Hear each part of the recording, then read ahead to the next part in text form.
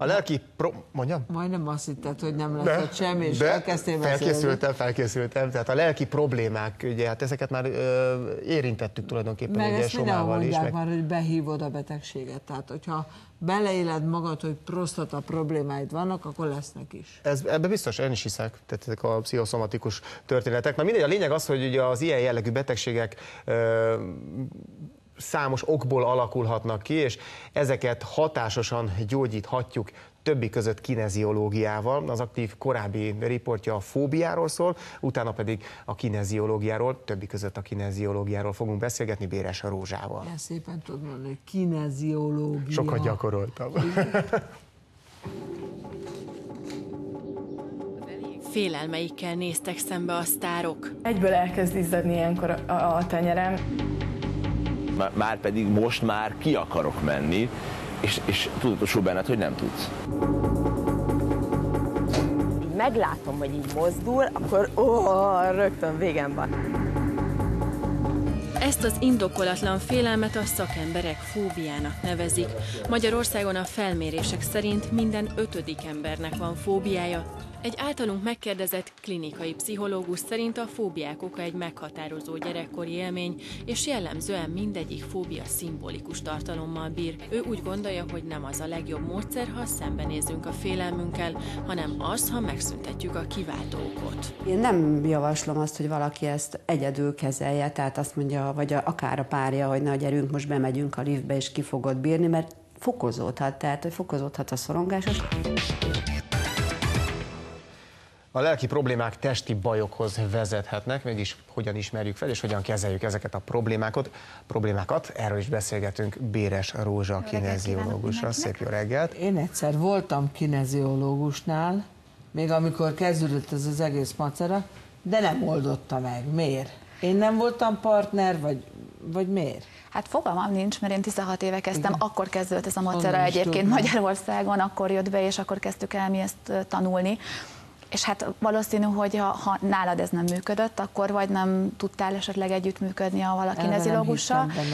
Az nem számít, tehát nem kell hinni benne, tehát az biztos, hogy az nem az volt a probléma, hanem esetleg, de én most nem akarok itt találgatni, az a személy esetleg nem volt eléggé felkészült, vagy esetleg nem úgy tanulta. Nem volt ő hozzám.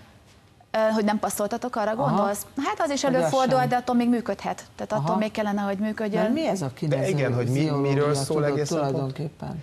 Tulajdonképpen a kineziológiának egy kicsit talán annyiban különbözik a pszichológiától, fogalmazunk így, és próbálom nagyon érthetően, hogy a többiek is megértsék, akik annyira ebben nem jártasak, igen, hogy egyrészt van egy olyan, hogy, illetve sok ága van, de most maradjunk a leggyakoribbnál Magyarországon, ez a Van Brain. Abban van izomtesztelés, amivel le tudunk menni a tudatalattiba, és ott különböző időpontokat, helyszíneket, személyeket sokkal gyorsabban lehet beazonosítani, mint mondjuk egy hagyományos pszichológiai terápiával, ahol mondjuk esetleg évekig kellene erről beszélgetni, és majd lehet ezt oldani, ezt úgy hívják, hogy érzelmi stresszoldás. Ez egy technika, amivel azokat a blokkokat ki lehet oldani az adott személyből, amit ő saját maga nem képes esetleg egyedül, még akkor sem, ha felszínre hoztuk a problémát, szembenézett vele, nyilván időkérdése lenne, hogy ezt ő is megoldja, nem én gyorsíthatnánk rajta. Egy ilyen foglalkozás vagy óra, ez beszélgetésben merül ki, vagy itt valamilyen fizikai kapcsolat is van, kézrátétel, vagy nem tudom, hogy bocsánat, csak mivel... Tehát, hogy hogyan kell elképzelni, hogyan kell elképzelni. Köszi, György, olyan nehezen tudtam volna kimondani. Én nem csak kineziológiával foglalkozom, ez csak egy dolog a sok közül, ugye én azt gondolom, hogy rakom össze, tehát van kineziológia, amit én használok, aztán nyilván mediációt használok ilyen párkapcsolati problémáknál, és bármi pszichológiát, nem vagyok pszichológus, ezt leszögezem, de ezért én pszichológiából írtam a diplomamunkám, meg talán még lehet, hogy azt is elvégzem, tehát én azt csinálom, hogy ha valaki jön, akkor komplex kezelést kap. Tehát vagy ezt, vagy azt, ami ő a problémához igazítod, a személyhez és a problémához igazítom, és egy kicsit ezt, egy kicsit azt, hogy a kineziológiára visszatérjünk és az érintésre. Ha van tesztelés, van érintés, ha van oldás, van érintés, de például nekem a professzionális kineziológia megvan, ott nincs érintés, ott beszélgetés van, a 90%-a például a pszichológia. Nagyon sok ága van egyébként a kineziológiának, ezt is kevesen tudják. A Van Brainből én is 12 éve mondjuk oktató vagyok, de ettől függetlenül már Magyarországon is még egy 5-6 vonulata ennek már megjelent, és hát ki mennyire akarta ezt megtanulni, elmélyülni, hányfajta módszert akart ebből megtanulni, ugye ez egy nyitott lehetőség. Én igyekeztem mindent, amit csak itthon el lehetett érni, és ezt már sok-sok évvel ezelőtt, de mondom, én kombinálom. Csinálj konkrétan, mondjuk elmegyek hozzád, hogy súlyos migrénes vagyok, mi lesz akkor? Hát a migrén mondjuk ez egy izomgörcs, és most az, hogy súlyos migrénes vagy, az lehet attól. Hát hogy gyakran mindegy, hát most én ezzel megyek hozzá. Meg kellene nézni, hogyha te ugye nem fogod tudni, hogy mi a bajod, ugye? Tehát fogalmaznom, hogy neked van már egy testi tüneted, de fogalmad nincs, hogy mitől van, akkor nyilvánvalóan akkor tesztelni fogok. Tehát akkor meg fogom nézni. Beszélgetéssel? Nem, a tesztelés az izomtesztelés, amit leggyakrabban egyébként nem, azt így csináljuk, a leggyakrabban egyébként 42 helyen lehet elvileg csinálni, de leggyakrabban a 2 karizmon szoktuk, mert az a legkevésbé intim érintés, ugye, de hát lehet 1000 fajta helyen, a leggyakrabban a karon, és akkor tulajdonképpen előtte csinálok egy gyors előtesztet, amit most így nem mondanék el, mert eléggé hosszú és bonyolult, majd kérdéseket teszek fel neked hangosan, úgyhogy te nem fogsz nekem hangosan válaszolni. Hanem az izmod vagy el fog gyengülni, vagy pedig meg fog feszülni. Miből van te ez? Mondjuk itt fogod a kezemet, és az izomreakciókból. És közben kérdezel. Igen, ez úgy működik, hogy ugye az agyunk csomó információt tárol, másodpercenként meg vagy mennyi információt, színek, hangok, fények, hőmérséklet, amit mondok, amire most éppen gondolsz, de mellett más is tárolódik. Az, hogy neked adott információra elgyengül, vagy megfeszül az izmod. A pozitív impulzusokra megfeszül az izmunk, a negatív impulzusokra pedig elgyengül az izmunk.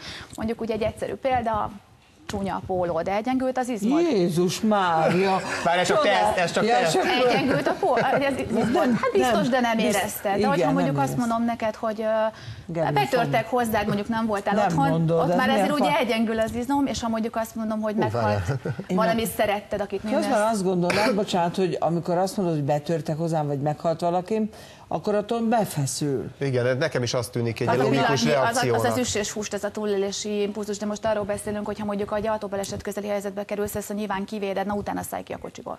Tehát kezed, lábad valószínű, hogy így fog remegni, de megoldottad. Tehát mondjuk nekem ellopták a kocsimat.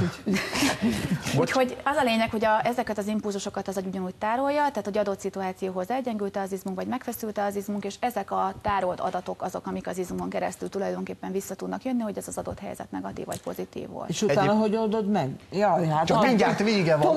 Utána kívül, adáson kívül. Utána jön az oldás tulajdonképpen, ha szükséges, és ezekkel az oldásokkal lehet azokat a blokkokat feloldani, amiket önmaga az ember esetleg nem képes. Az beszédben van az oldás? Nem, de az, amit most így elég hosszú lenne elmondani, különböző pontokat fogunk össze a fejen, és egy ilyen kicsit azt mondom meditatív folyamatnak, de ezt így nehéz elmondani, ki kell hozzá próbálni. Csak annyi kérdést van még, és csak sajnos lejár hamarosan a beszélgetésünk, hogy melyek azok a problémák, amelyekkel mondjuk akkor hozzád fordulhatnak Hát korunkbetegség, ugye a pánikbetegség, szorongás, minden olyan dolog, ami ugye az idegrendszerrel függ össze, az ugye az adott, tehát az már szinte majdnem minden második embernek van.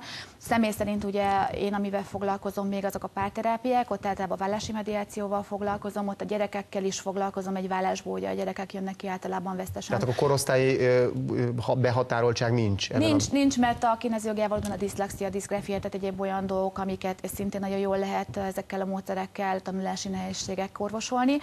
Én most azt tudom mondani, hogy én miben vagyok ugye specialista általában a fóbia, tehát már a gyógyszeres kezeléses fóbia is, ahol már marokszámra szedik a különböző kedélyjavítókat, nyugtatókat, és még sorolhatnám egyéb dolgokat, hiszen ez csak egy tüneti kezelés, tehát az, hogy valaki gyógyszert szed, elfedi a tünetet, tehát az ok nem szűnt meg tőle, és ott az okot kell megszüntetni. Egyébként Györgyinek lehetne segíteni? Tehát ő mondta, hogy annól, amikor ugye jelentkeztek nála ezek a tünetek, akkor elment kineziológushoz, és az első alkalom neked az nem jött be, nem volt. Nem jött be. Tehát lehet, hogy az volt a baj, hogy csak egyszer ment el, lehet, hogy rossz szakemberhez, és hogyha mondjuk most menne el x év után, akkor még lehetne az állapotán javítani? Mindenképpen én azt gondolom, hogy több dolog van, egy alkalom nem elég. Tehát minden alapdologhoz is 4-5 alkalom kell, tehát aki az elsőnél feladja, mert mondjuk nem, tehát elvárásai vannak, más gondol, az már ott, hogyha abba hagyja, nem működhet. Lehet az, hogy nem kontaktáltatok tényleg úgy a személyet, egyszerűen nem tudtatok egymásra hangolódni. Nem voltunk egy hullámhosszon. Az már hát nem azt mondom, hogy kizárók, de azt mondjuk a kineziológusnak le is kell tesztelni az elején, hogy együtt, tehát hogy tud-e együtt dolgozni.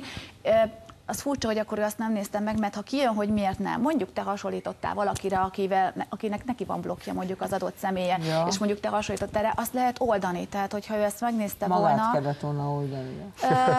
Igen, tehát persze, hát emberekből vagyunk, és mindenkinek lehet ilyen problémája. Bocsánat, hosszan lehetne még folytatni, sajnos be kell fejeznünk a beszélgetést, de örülünk, hogy itt voltál. Köszönöm szépen a meghívást. Hello. Köszönjük, szia.